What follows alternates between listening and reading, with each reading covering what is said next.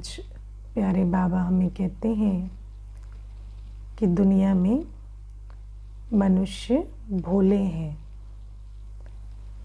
और भोला कहो बुद्धू कहो बात एक ही है।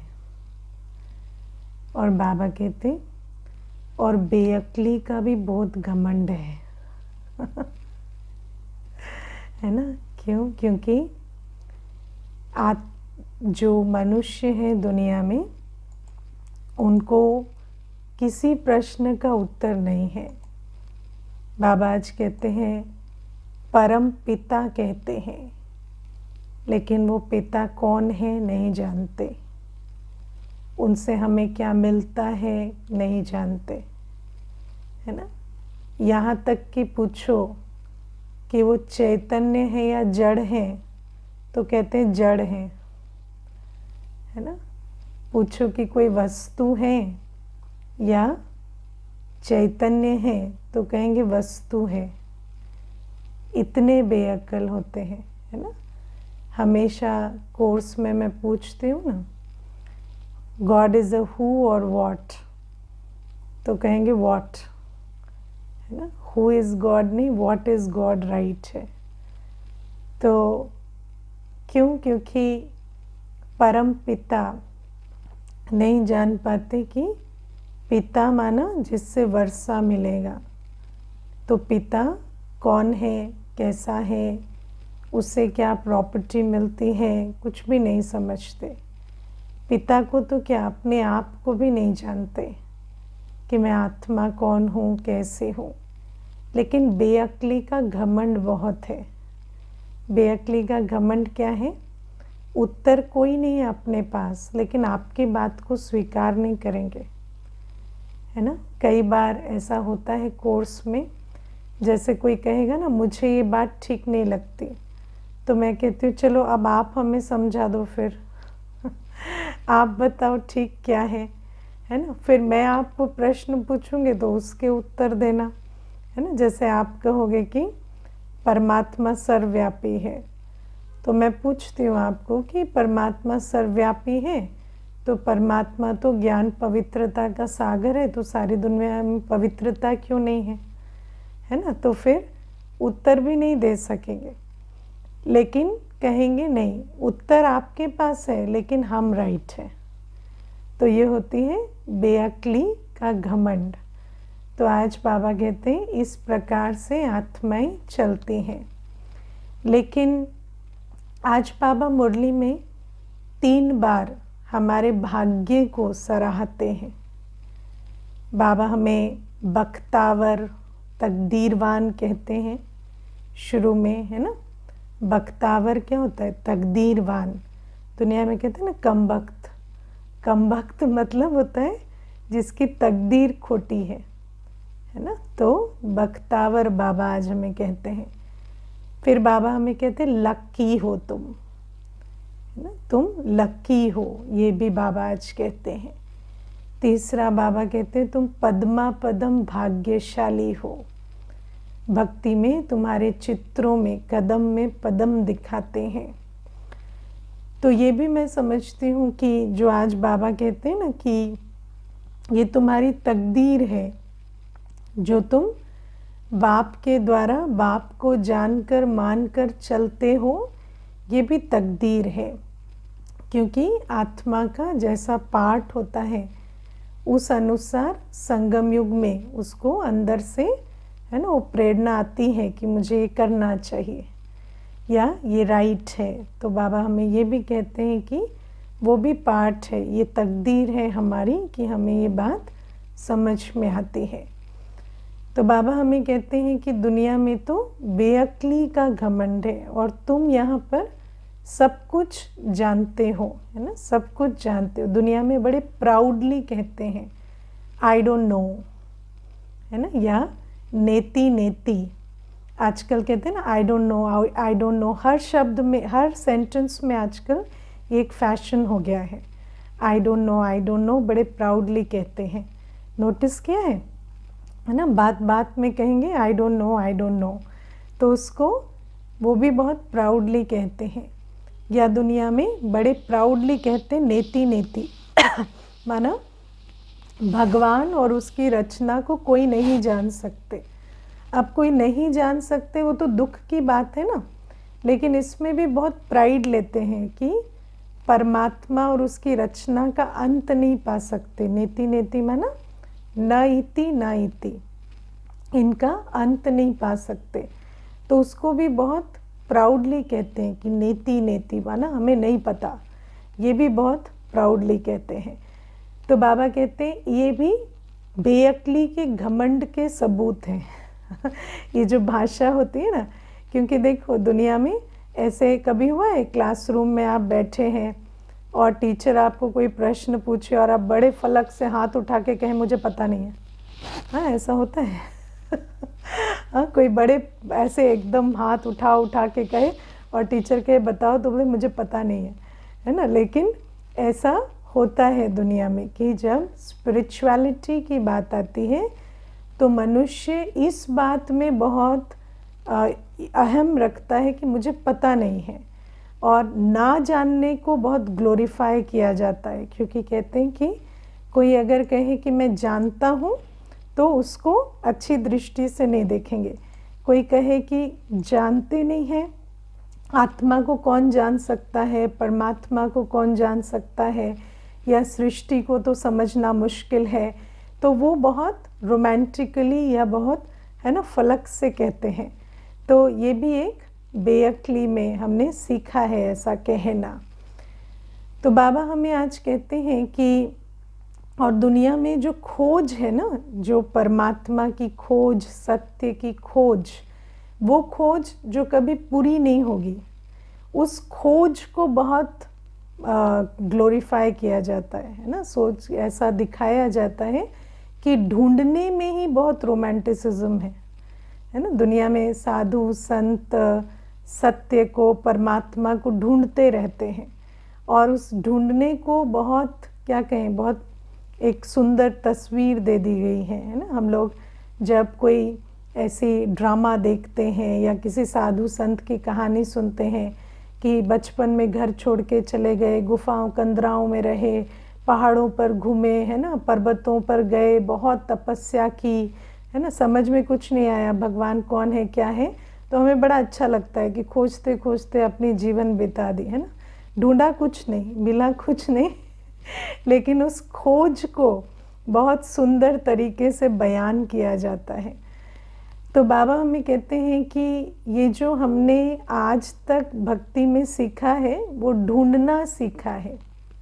बाप को ढूंढना, सत्य को ढूंढना, और बहुत प्राउडली कहना कि मिल नहीं सकता, बता नहीं सकते वो कौन है कैसा है। लेकिन हमने कभी ये नहीं सोचा कि मिल जाए तो क्या, सत्य पता लग जाए तो क्या, है ना। आप किसी भी सीकर को, आजकल लोग बहुत प्राउडली कहते हैं हम सीकर हैं, हमें कुछ पता नहीं है, आई एम अ सीकर, है ना।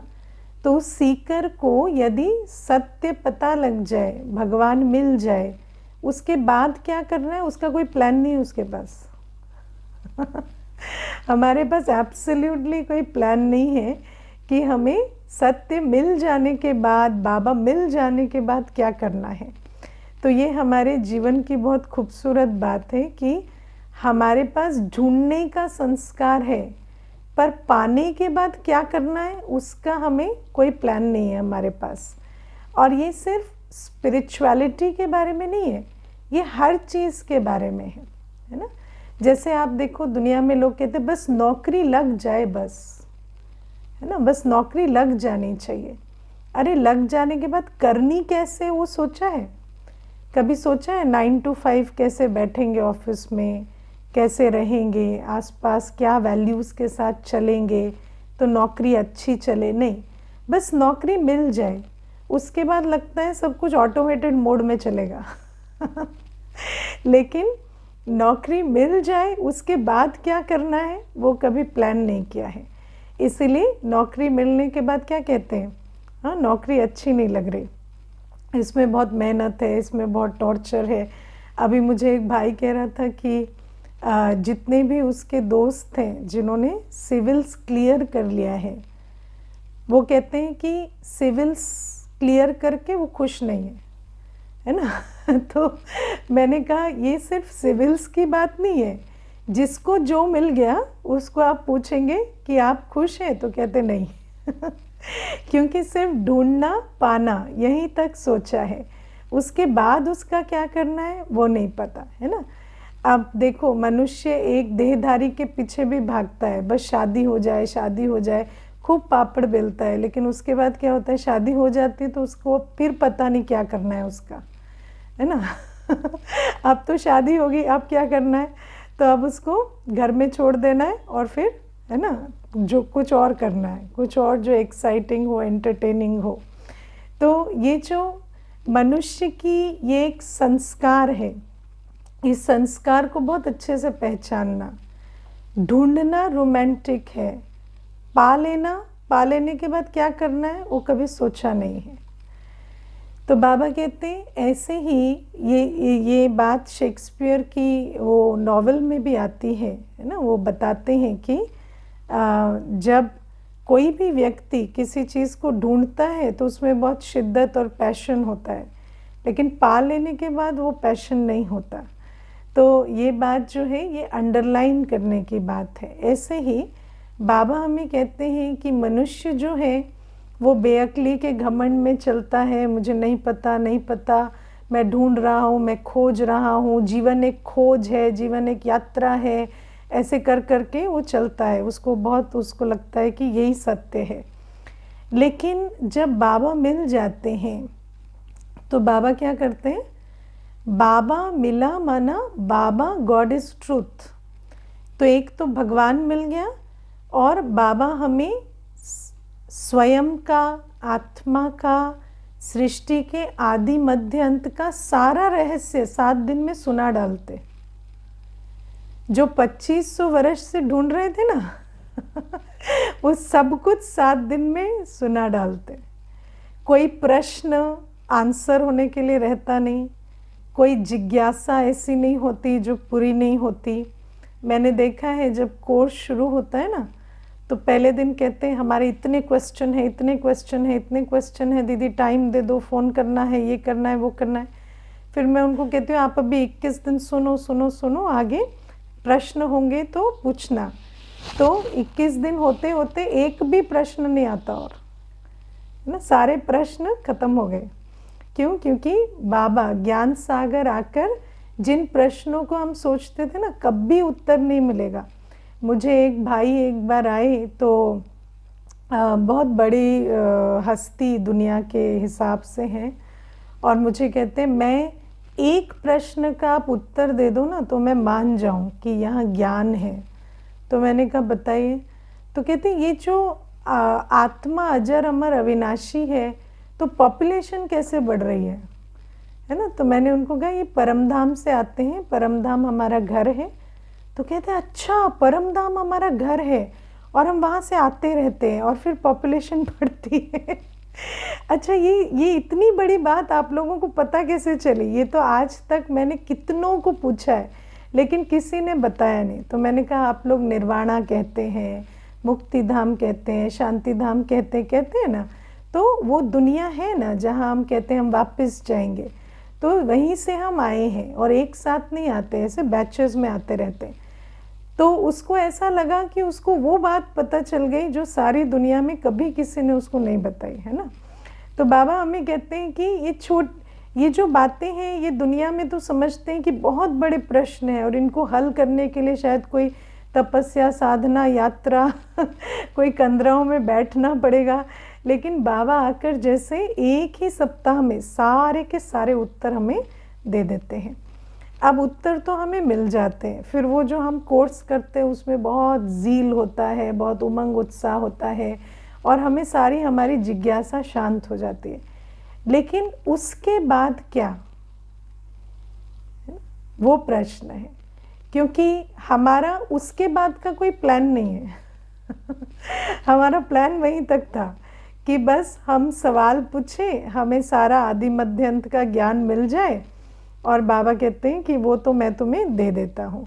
इनफैक्ट मैं आपको बताऊँ कि जब बाबा आते हैं और ज्ञान सुनाते हैं तो हमें ऐसी ऐसी बातें बताते हैं जो हमें भी कभी कभी लगता है कि शायद हमारे लिए बहुत ज़्यादा हो गया। बाबा आकर थोड़ा हमारी नब्ज़ देख के ज्ञान देते। जैसे मैं जब नई नई ज्ञान में आई ना, तो मुझे बहुत कम प्रश्न थे। मुझे ज्ञान जो सुनाया गया एब्सोल्युटली एक्यूरेट लगता था, लेकिन मुझे कभी कभी एक छोटा सा प्रश्न आता था जो मैंने एक बार एक भाई को पूछा। तो मैंने उनको पूछा कि देखो, ये बात मुझे समझ आती है कि ड्रामा बना बनाया है और हमें पुरुषार्थ करना है, ठीक है ना कहीं थोड़ा बहुत मेरी बुद्धि में ये दोनों बातें सेट होती हैं। लेकिन मैं खाली ये प्रश्न पूछना चाहती हूँ कि अगर बाबा थोड़ा स्लो लेते, है ना, माना शुरू में मुझे 4-5 साल कहते सिर्फ पुरुषार्थ करो, ड्रामा बना बनाया है नहीं बताते, तो मेरी लाइफ थोड़ी इजी हो जाती। फिर धीरे धीरे बताते कि बना बनाया है तो थोड़ी इजी हो जाती। तो बाबा हमें ऐसे क्यों सारा कुछ एक ही बार में बता देते? थोड़ा धीरे धीरे बताए ना, तो थोड़ा हजम भी हो, व्यक्ति को थोड़ा समझ भी आए। तो मुझे वो भाई बहुत अच्छा एक उत्तर दिए। कहते हैं कि तुम कौन हो? परमात्मा के संतान हो, और एक बाप कभी अपने बच्चे के बारे में कम नहीं सोचता। ऐसा नहीं सोचता कि मेरा बच्चा कमज़ोर है, हैंडल नहीं कर पाएगा, समझ नहीं पाएगा। बाप को लगता है मेरा बच्चा मेरे जैसा है, जितना मैं लायक हूँ वैसा है। तो सब कुछ देता है, लेकिन उसके साथ साथ शक्ति भी तो देता है, पीछे खड़ा भी तो रहता है। ऐसा तो नहीं धक्का मार के छोड़ देता है ना। तो रोज़ समझाता है, ध्यान रखता है, धीरे धीरे अंदर जाए वो बात, उसका भी ध्यान रखता है। तो मैंने यही देखा कि जब हम बाबा के पास आते हैं तो बाबा हमें सारे क्वेश्चन, सारी जिज्ञासा, सब कुछ का आंसर एक साथ में दे देते हैं। लेकिन उसके बाद बाबा कहते हैं जो संस्कार हमारे अंदर नहीं है, वो संस्कार क्या नहीं है? ट्रुथ को जानने के बाद क्या करना है, उसका स्वरूप बनना है या उसको धारण करना है, ये बात हमने कभी भक्ति मार्ग में सोची नहीं, है ना। आपने कभी सुना है कि किसी सन्यासी को सत्य मालूम पड़ गया फिर वो उसकी धारणा कर रहा है? कभी नहीं सुना है। बस सत्य खोज रहे हैं, यहीं तक सुना है। तो खोज पूरी हो गई, उसके बाद कुछ करना होता है, ये संस्कार हमारे अंदर नहीं है।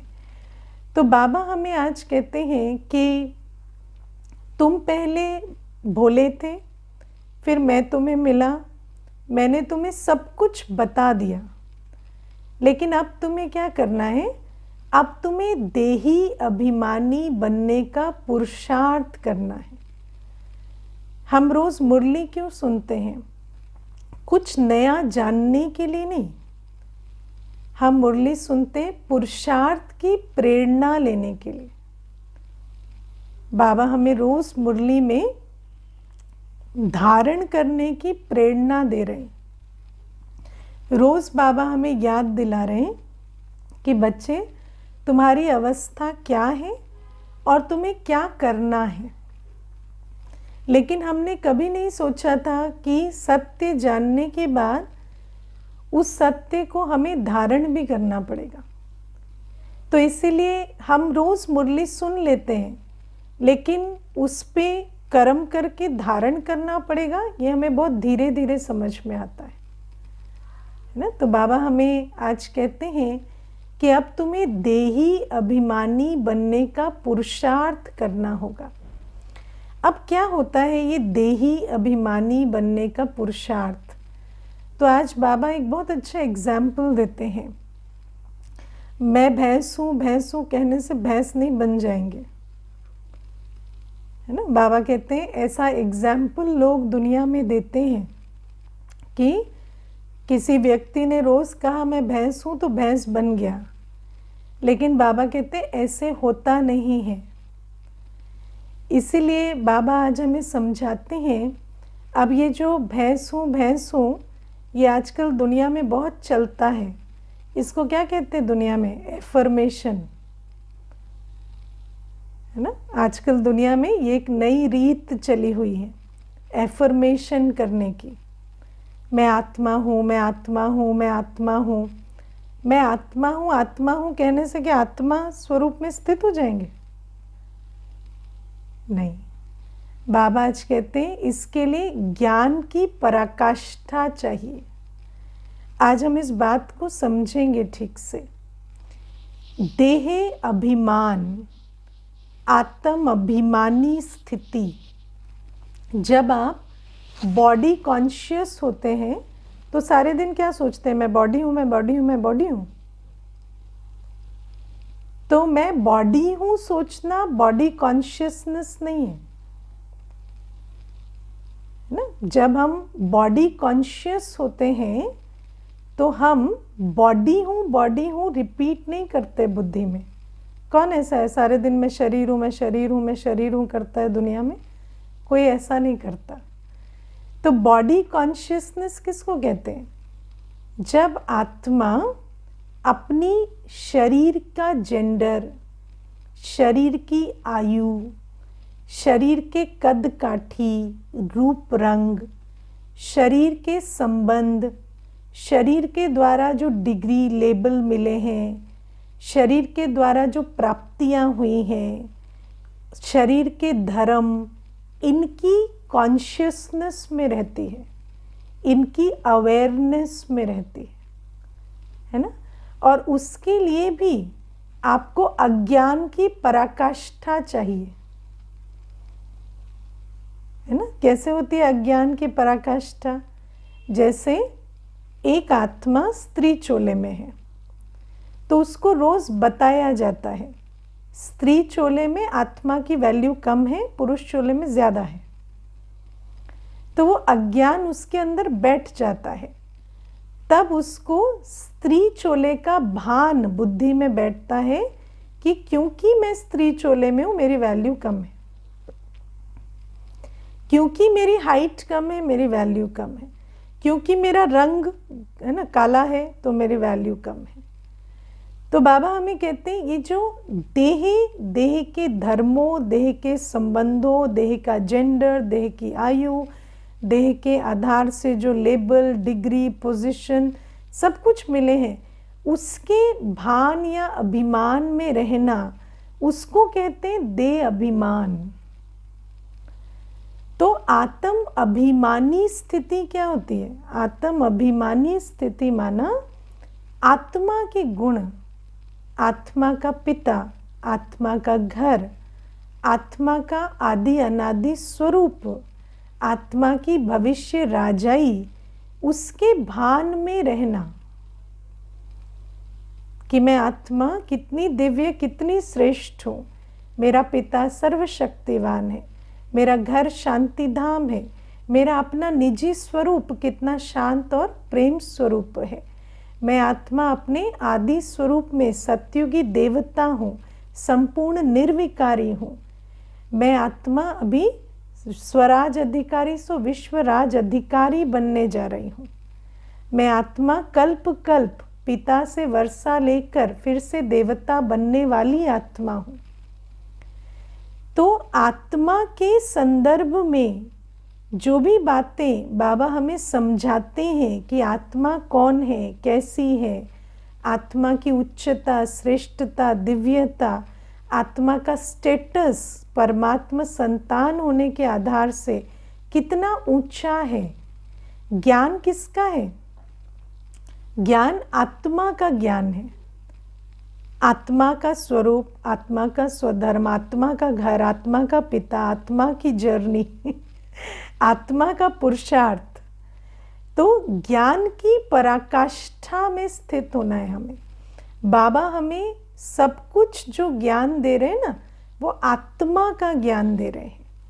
उस आत्मा के ज्ञान को जो बाबा हमें आत्मा के संदर्भ में इतनी सारी जो सत्य बातें बता रहे हैं, उस सत्य के भान में, अभिमान में स्थित होना, उसको नशे के रूप में अपने अंदर धारण करना कि मैं आत्मा साधारण नहीं हूँ, मैं आत्मा स्वरूप में भी विशेष हूँ और फिर मैं आत्मा तो वो तकदीरवान आत्मा हूँ जो इस दुनिया में भी कोटों में कोई और कोई में कोई है ना। तो उस भान में जब हम स्थित होते हैं ना, तो उसको कहेंगे आत्म अभिमानी स्थिति।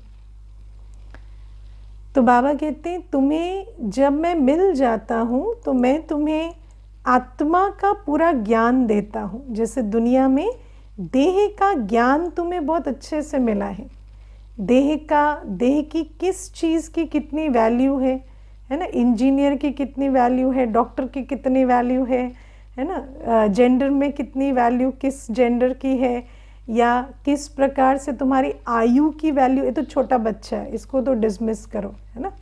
तो छोटे बच्चे की कोई वैल्यू नहीं है ये तो बच्चे तो बोलते रहते हैं, बच्चे तो ऐसे ही होते हैं ना, बच्चे एग्जिस्ट नहीं करते। तो बच्चा हूँ तो एग्जिस्ट नहीं करता, इसलिए बच्चा फिर बार बार क्या कहते हैं, मैं बड़ा हो जाऊँगा ना तब देखना, है ना, मैं बड़ा हो जाऊँगा ना तो ऐसा करूँगा, क्योंकि देह का भान ऐसा है। तो बाबा हमें कहते हैं कि अब तुम्हें आत्मा के भान और अभिमान में स्थित होना है, तो उसको कहेंगे आत्म अभिमानी स्थिति। और शिव बाबा हमें मुरली में रोज क्या कर रहे हैं, रोज हमें बाबा आत्म अभिमानी स्थिति में स्थित कर रहे हैं। तो बाबा कहते हैं अभी तुम्हें मैं सब कुछ बताता जा रहा हूँ, लेकिन तुम्हें पुरुषार्थ ये करना है कि तुम्हें मेरे द्वारा दिए गए ज्ञान के आधार से अपनी स्थिति को आत्म अभिमानी बनाना है। और बाबा आज हमें कहते हैं तुम्हें रहम दिल बनना है।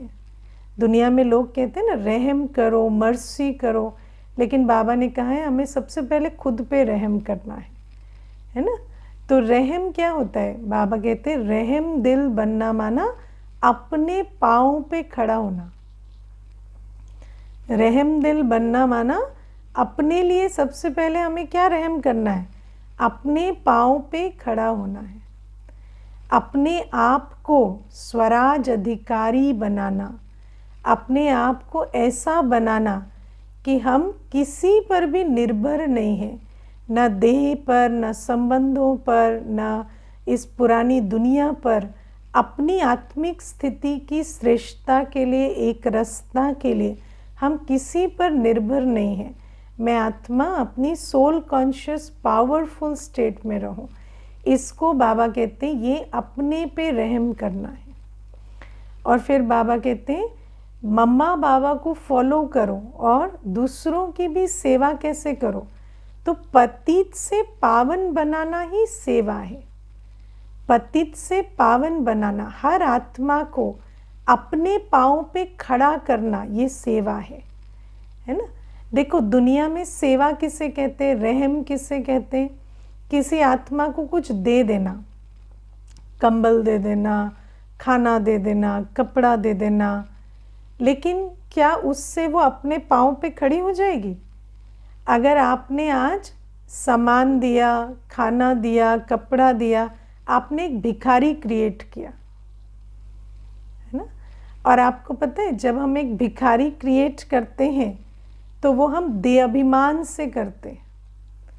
देहाभिमान हमसे ये वाला दान कराता है कि एक आत्मा को कुछ दे दो, अपनी स्वर्ग की सीट बुक कर लो। दुनिया में क्या समझते हैं, हमने उनको खाना खिलाया, इतनों को दान किया, इतनों को ये किया, तो हमारी स्वर्ग की सीट बुक हो गई। तो देहाभिमान दान पुण्य का नाम लेकर काम करता रहता है, उससे हमारी ईगो फीड हो रही है, किसी का कल्याण नहीं हो रहा है। वो जो दान पुण्य हम करते हैं ना, अपनी ईगो को फीड करने के लिए करते हैं, किसी का कल्याण करने के लिए नहीं करते। बाबा कहते कल्याण तो तब होता है जब आत्मा अपने पाँव पे खड़ी हो जाती है ना। मैं आपको एक बहुत अच्छा इसमें अनुभव सुनाती हूँ।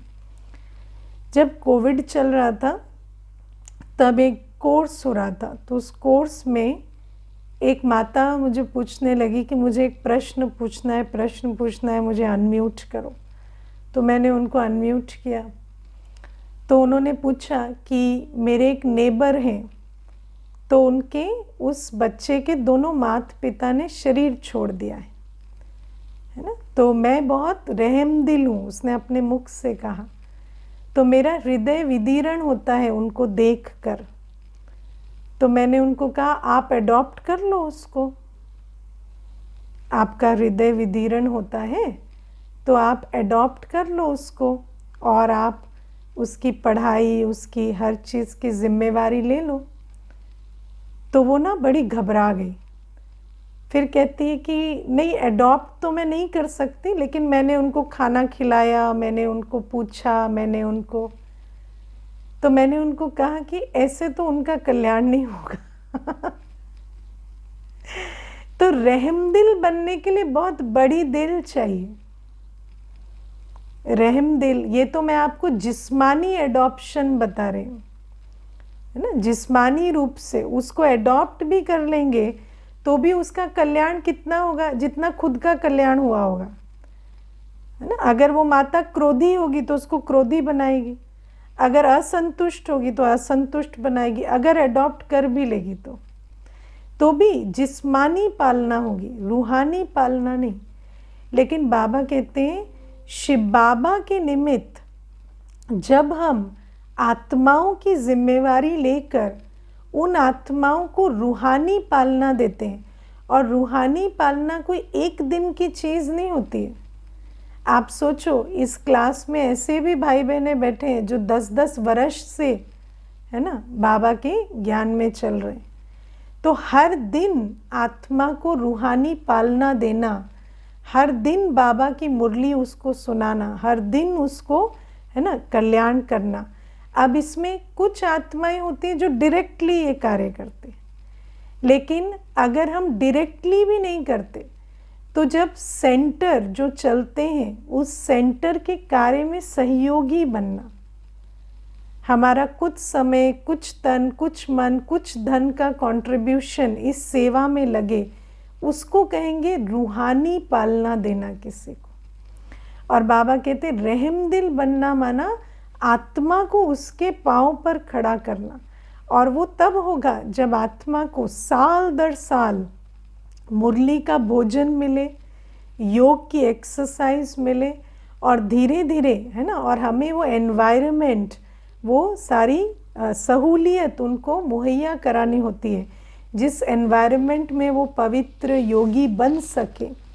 और जब वो ऐसा बनते हैं तो उसको कहेंगे कि हाँ, ये है सेवा, इसको कहेंगे सेवा। क्योंकि जिस्मानी पालना से भी शरीर तंदुरुस्त होगा, लेकिन शरीर को चलाने वाली आत्मा अगर लायक नहीं बनी है तो फिर भी कोई फ़ायदा नहीं होता।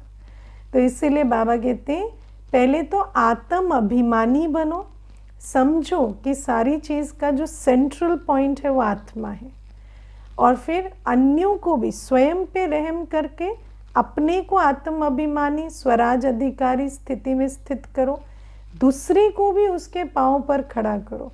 हर आत्मा को माया की जंजीरों से, शरीर की निर्भरता से छुड़ाओ, है ना। तो ये रूहानी सेवा सच्ची सेवा है, और इसमें जो विधि है वो है सेंटर का सहयोगी बनना, है ना। तो बाबा कहते हैं ये है जो मम्मा बाबा को फॉलो करना।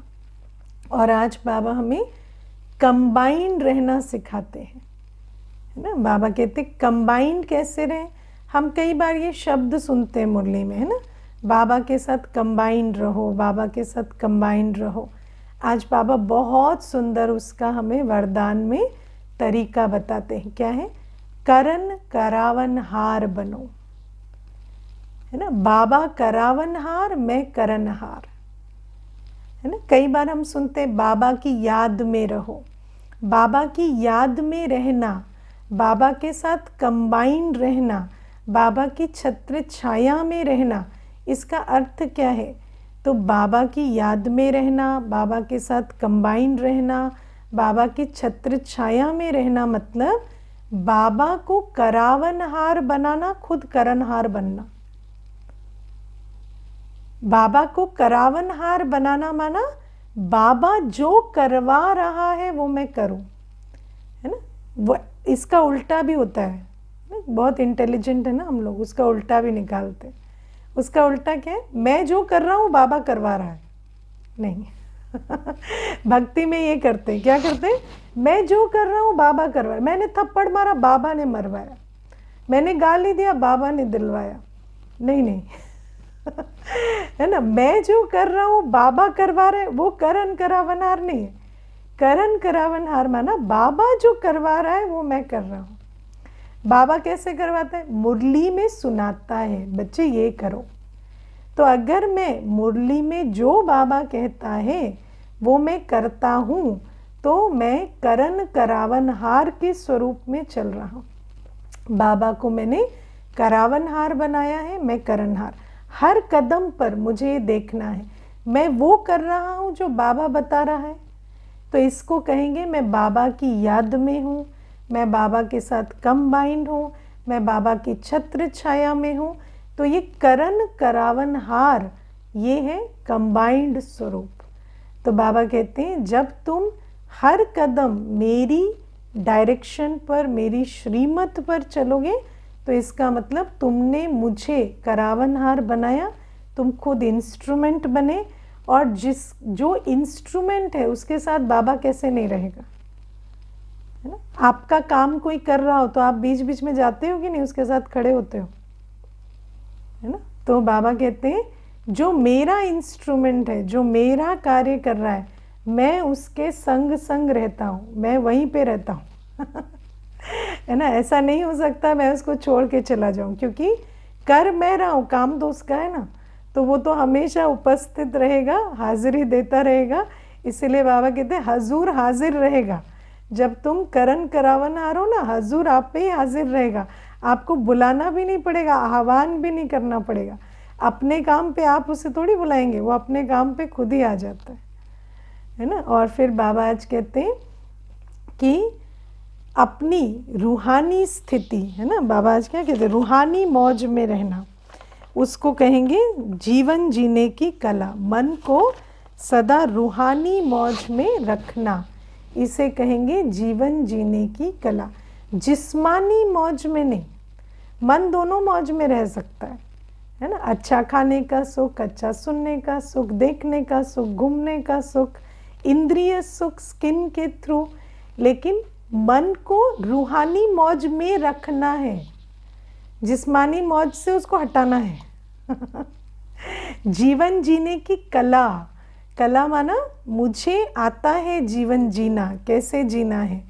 तो उसके लिए मुझे क्या करना है, मन को जिस्मानी मौज से हटाना है, रूहानी मौज में रखना है। रूह के पास क्या है, मन बुद्धि संस्कार। तो रूह को जितनी मौज क्रिएट करनी है मन बुद्धि के आधार से करे इंद्रियों के आधार से नहीं, क्योंकि इंद्रियां तो पराई हैं, है ना। शरीर पराया है, संबंध पराए हैं।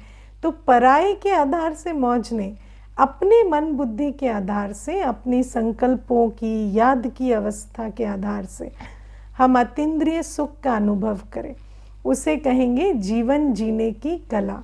और कला तो किसी को सिखानी पड़ती है ना, तो बाबा हमें वो कला सिखा रहा है। ओके, ओम शांति।